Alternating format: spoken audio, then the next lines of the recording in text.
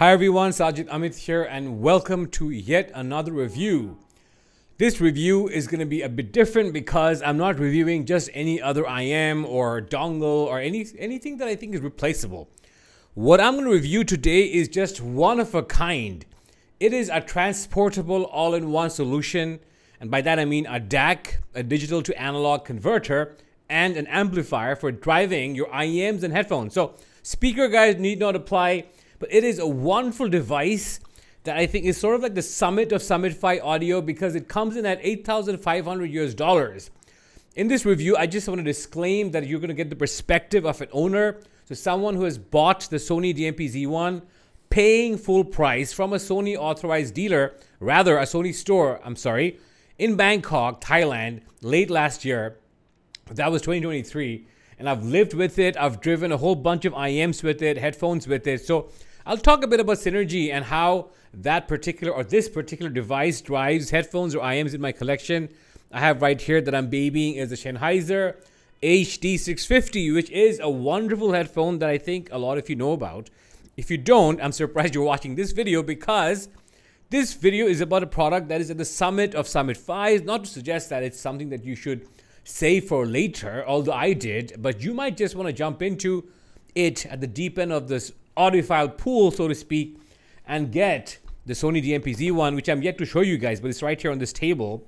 I just want to show you the 4 IEMs that I'll talk about pairing in regards to this product, the DMP-Z1, the Ditas Perpetua, which is a wonderful IEM that I've reviewed, I've talked about, and I like to think that I've played a part in popularizing in the West.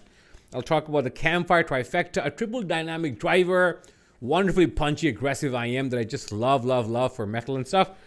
This wonderful IEM that is perhaps not as well known, the Flip Ears Arthas, which are just amazing. And last but not the very least, the Jewel, the Aroma Audio Jewel, which happens to be my #1 IEM. I've done a ranking in the not so distant past. So these IEMs, I'll talk about how they scale with this product because they all scale and scale and scale with this product. Okay, so these cables, by the way, other than this, which is a SEMA Acoustic Snow Owl cable, these 3 cables are courtesy of this wonderful gentleman.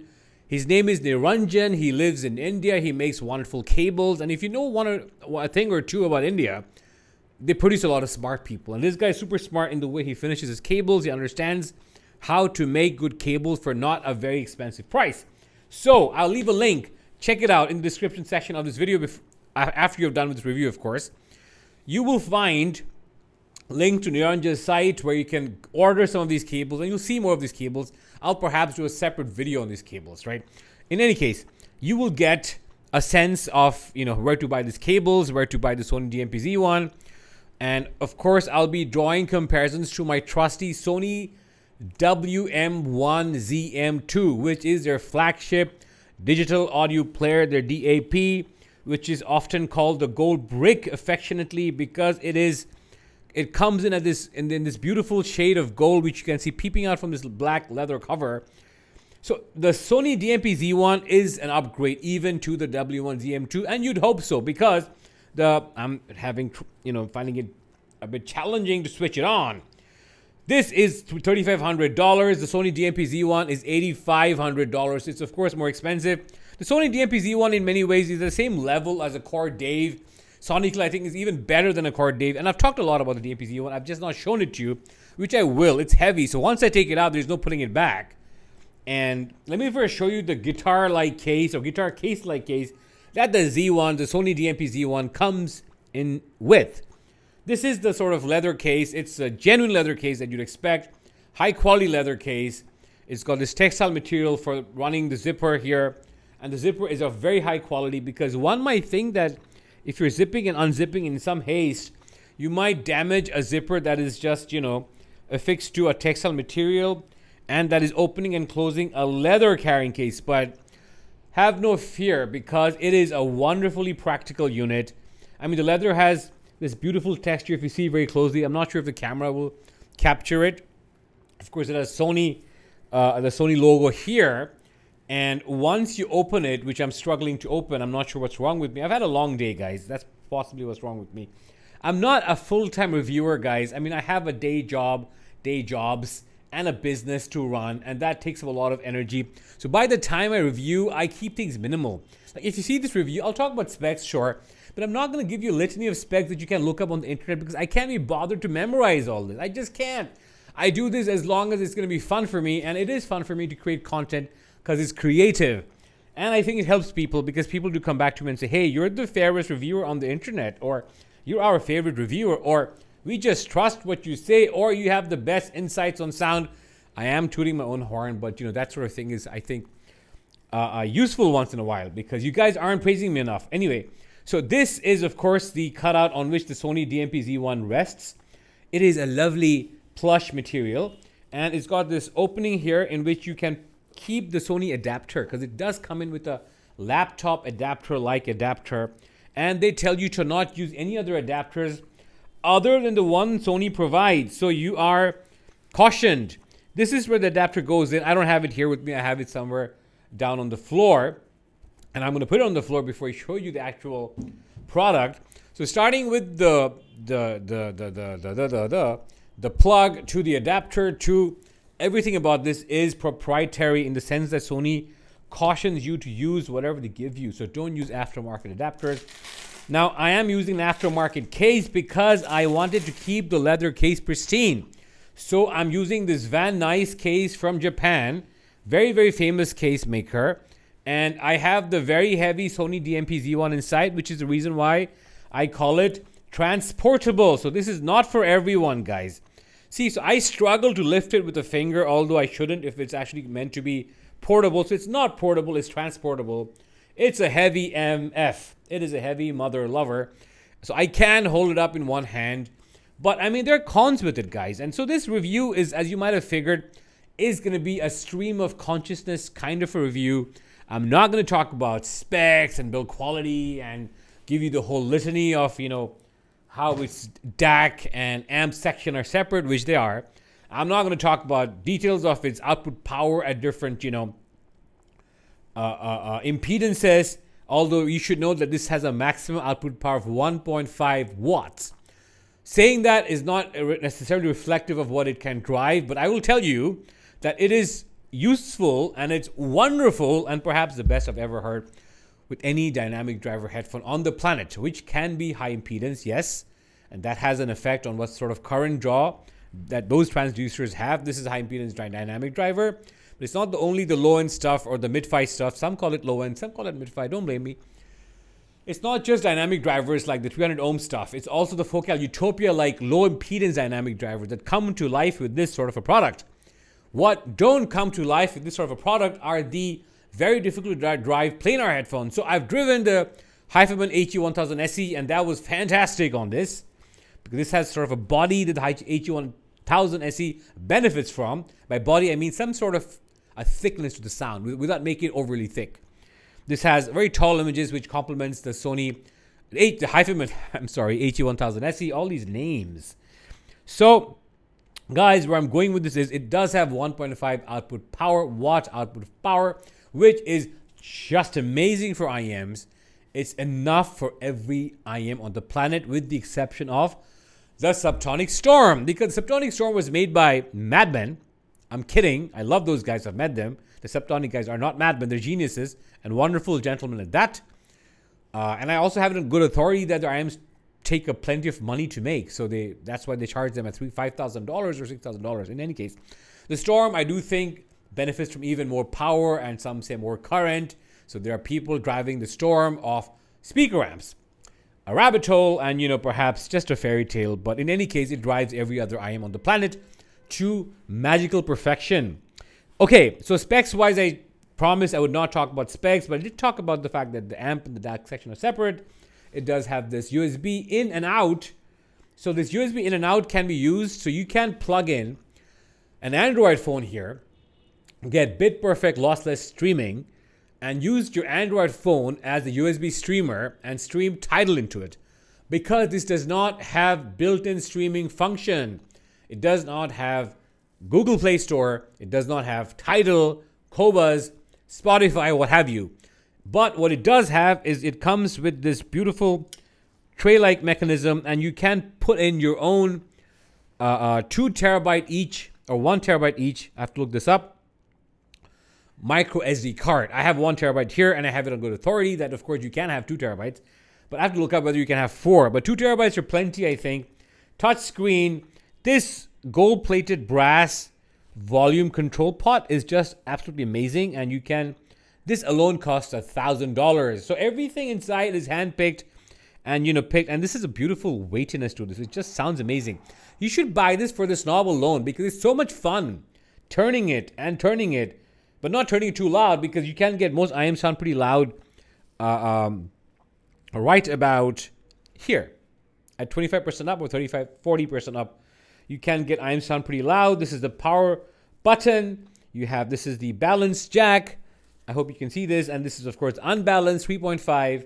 And then you have these 3 buttons here for forward, play, pause, and forward, play, pause, and rewind. This has an auto muting circuit so that you always remember to turn the volume all the way down when you switch it on or when you switch between IMs, which is fantastic. It will protect your hearing. And yes, I mean, there's a lot of things here specs-wise in terms of the transistors that they handpicked and matched, and there's a lot that went into this. It's basically a labor of love, a product of Sony, where Sony basically told its engineers, go crazy, go berserk, cost no object, do the best you can, and make us the best DAC amp you can. That's what this is. Guys, this to me sounds better, superior to the Cord Dave as an all-in-one, because the Cord Dave does not sound as natural as this. The Cord Dave sounds a bit brittle compared to this. The Cord Dave sounds a bit bright compared to this. The Cord Dave sounds obnoxious compared to this. I think sounds far better. The Cord TT2 is perhaps better in timbre to me than the Cord Dave, but of course the Cord Dave out-resolves and out-technicality and does have more technicalities than the Cord TT2. But this beats everything from Cord, I think. This beats everything that's out there.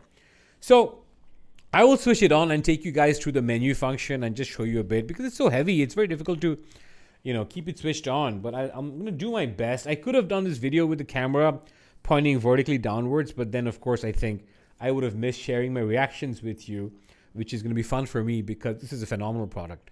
This is an endgame product, and yes, I've heard the Lotu Mjolnir at CanJam Singapore. Granted, it was a prototype and it sounded amazing with the Subtronic Storm. It does have 3 watts of output power, if I'm not mistaken.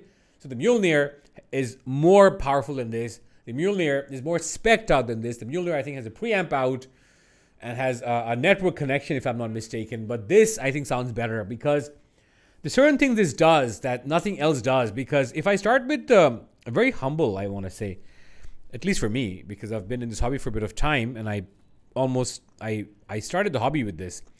So to talk about this rather humble Sennheiser HD650, which is a fantastic headphone for people starting out.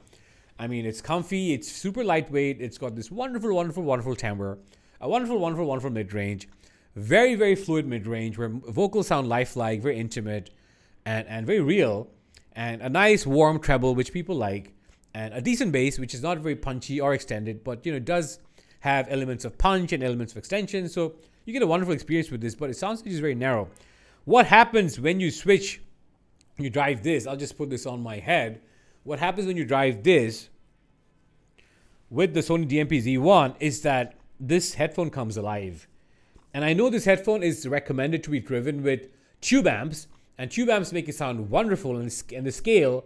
And I've said this in a different review that with tube amps, this headphone can sound like a $1,500 headphone, not so much in terms of technicalities, but in terms of, also in terms of technicality, it does scale.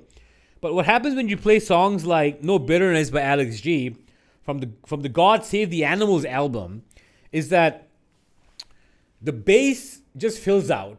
It has this roundedness to the bass, a very thick sort of a foundational sort of a sense to the bass, which makes its punch a bit more viscerally. It just sounds more well-rounded. It sounds better extended. And then in the upper mids, this can be a bit shouty to my taste, my preferences. This shaves off that shout just enough whilst retaining the intimacy. The treble here can be dark, but with this, I get a little more transparency in the treble, so much so that I feel like I hear cymbal crashes a bit more prominently. I hear the raspiness of vocals a little more clearly. So I mean, in terms of tonality, I would say it is a certain type of coloration, although it might be slightly less colored than the Sony W1ZM2, which I think is very tastefully and colored, so much so it sounds very organic and natural. So I beg to differ. I mean, I'm not a huge believer in neutral because you can't have a neutral target graph for every genre, even for every subgenre. I mean, even between hard rock and doom metal to symphonic metal, when you have these subgenres and these subgenres tokening different instruments, because the way you distinguish between these subgenres is that they have emphasis on different instruments. Some genres of metal have more piano, some have a clarinet. I mean, so all I'm saying is, and some have rhythm guitars and more distortion. So depending on what instruments are in play, different things will sound neutral. Different graphs will sound neutral. You know what I mean? Because a certain dip in a certain frequency might save you from getting your ears blown out because the treble will be better behaved, but you might lose out on a clarity with some other instrument. What might be perceived as honk for one instrument will create clarity for another instrument. So if you look at the instrument sort of frequency response chart, which I will talk about in a separate video, you'll see that you're always compromising audio. You boost something, you'll boost the frequency and the clarity of a certain instrument in a certain zone of frequency, but you'll compromise on another instrument. So there's no perfectly neutral grab. I think that's pretty evident. I just don't know why people go on raving about neutrality. It's just such a catchword that people like to live with. Makes life easy. They just want to just slap on a frequency response curve on TV or on their YouTube video, and they just talk about how a certain IM's graph deviates. That's just easy, right? Oh, it's colored because it has less upper mids. It has a little more air. Or it has a little more mid-bass body, therefore it's colored. Color is such a bad thing because we're afraid of color. I mean, not to sound political, but it just sounds lame, frankly. So this, in some ways, gives you a colored yet neutral presentation. I mean, just using catchwords that people use. So what I mean to say is that it does sound very natural, guys. What it sounds like is that it has more roundedness in bass. It has more bass impact. It does have a very wonderfully lucid mid-range where I perceive no shout. But what's very atypical about this is that it gives you images, even with IMs, that are just bigger, more visceral, taller, more grandiose. And it doesn't have, I think, the same level of soundstage width, I dare say, as the Sony W1ZM2 does. So this little guy here actually has more soundstage width. But this is wider than anything else I've heard on the planet. It sounds wide. It's a very wide sounding device. It's just that with the right songs, like I was playing a bunch of Tracy Chapman songs. I'll leave links to on this for a guy who's never heard of Summit Fi IM. And with that particular Summit Fi IM off this DAP, he was like, how can this sound so wide? It really was sounding wide. So this is crazy wide, this Sony W1ZM2. But the DMP-Z1 is not crazy wide, but it's appropriately wide. But it does have the party trick of making things sound very, very tall, very large, very gargantuan, which the Sony ZM2, the W1ZM2 does not to the same level. Its bass impact is superior, certainly, to Sony W1ZM2. It doesn't have the sort of mid-bass thickness of the W1ZM2, so it's a little more clarity-oriented in that sort of region. And overall, I do think it doesn't sound as thick as W1ZM2 does, and it sounds very analog nonetheless. Wonderful, wonderful device. So yeah, I talked about this amazing volume pod. So this is the touch screen. It's pretty small, and you have a bunch of functions. So you can open it and play and search by all songs. And then, you can, of course, scroll down and do all that, right? And you can go back and you can search by artist right here. And then you can go back and you can search by the release year and then by album or by genre, composer. You can also save songs and make your lists and all that. So it's pretty cool. And then, of course, you can get into the settings, and settings will allow you a lot of access to Sony's wonderful settings. Let me just pull up the settings screen. So it's a 58% chart.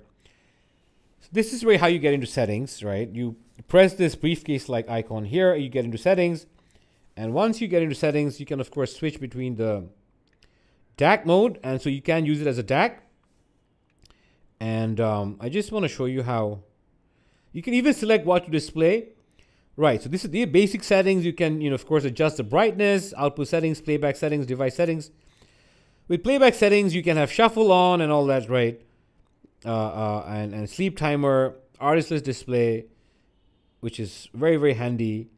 output settings wise, you have a high gain output mode, which I like to have it. I like having it switched on, but of course you get better sound if you don't have it switched on. And then you have DAC filtering sections. So you have the capacity or the option of selecting DSD playback settings. So everything is upscale to DSD and it sounds very incisive and more incisive than normal on DSD. You can do direct source, and of course you have, Sony's algorithms and Sony's amazing AI-based filters. So in terms of filters, all these filters sound very different. So I have it on sharp. You can have it on slow. You can have short decay sharp, short decay slow, etc. So a plethora of options, guys, with which to decide how you want to tweak your Sony W1ZM2. You can have everything be upsampled to DSD. You have NFC connectivity, of course. You have Bluetooth connectivity, Bluetooth 5.0. So yeah, I mean, that's about it, guys. It's a pretty simple device. It's a pretty minimal device. It's not for those people who like nerding out on like a plethora of functions and features and specs, because then you might be better being directed to a Lotu Mjolnir, for instance. If you want natural sound, if you know what the Sony house sound is like, Sony house sound is width of stage, a slamming bass, a beautiful mid-range, a bit of darkness to the treble. It's never going to sound bright, Sony, unlike Chord. So if you like the Sony house sound, I really think you need to know what the Sony house sound is about before you get into this. This, of course, I didn't mention, has the DSEE engine, which is this AI-based algorithm which Sony uses, with which they try to give you the best reproduction or replay of sound or music to their minds. And it does have a very interesting effect on some songs because it makes certain songs sound more resolving, I dare say, and more technical. So it has enough functions to keep an audiophile, an insatiable audiophile like me, satisfied. It is a wonderful product. It is highly recommended. It is $8,500. It is sturdy. It's not going to scratch easily. You can get other Van Nuys cases with which you can both carry it and use it and have enough openness to the volume knob and the touch screen so you can use it while it's in its case. So you don't have to get the exact case that I got. But it's just spectacular, guys. I mean, it's for those people looking for that last mile delivery, that last mile, the last inch of high quality sound, high quality sonic replay. For instance, when I use this DMP-Z1 with my Campfire Audio trifectas, the trifectas are known to be punchy as anything else. With the DMP-Z1, it also sounds lovely in the treble because the treble is smoothed just ever so slightly to give you a treble that is not going to be fatiguing or sharp or biting. And this mid-range timbre, which I think is underrated, it really shines through on the Sony DMP-Z1. On using the Dita Perpetua was just effing phenomenal. I mean, the Perpetua is known for its timbre, its magical timbre. It's even better than the Sennheiser HD650 with regard to timbre. The Perpetua just sounds a little more slammy, a little more full-bodied, a little more intimate. And while you also get soundstage depth, that the Perpetua is very good at, and width, which is the DMP-Z1 at play, amazing. It just sounds more organic. The Jewel was fantastic with this. The Jewel's insane resolution, which comes in not at the expense of any kind of timbre or just overall palatable presentation. Just the resolution just gets dialed up to 12 on the DMP-Z1, and it just sounds more resolving. You hear all these micro nuances and all these inflections in the voice and all these textures and the kick drum and the decay of the drum and the strumming of the guitar. You hear fingers across fretboards and stuff. All very cool stuff, guys. So, I mean, it is, I think, nigh impossible to review a product of this caliber. I mean, how do you review the Sony DMP-Z1? It does everything well, but it doesn't do a lot of things. It doesn't do a lot of things. It doesn't stream. It doesn't have a tiltable screen, unlike the Shanling M30. And Shanling is a weird brand. And for reasons I don't want to get into right now. But Sony is not a weird brand. I mean, you're not going to see a Sony rep like inundate a Head-Fi thread with how great their product is.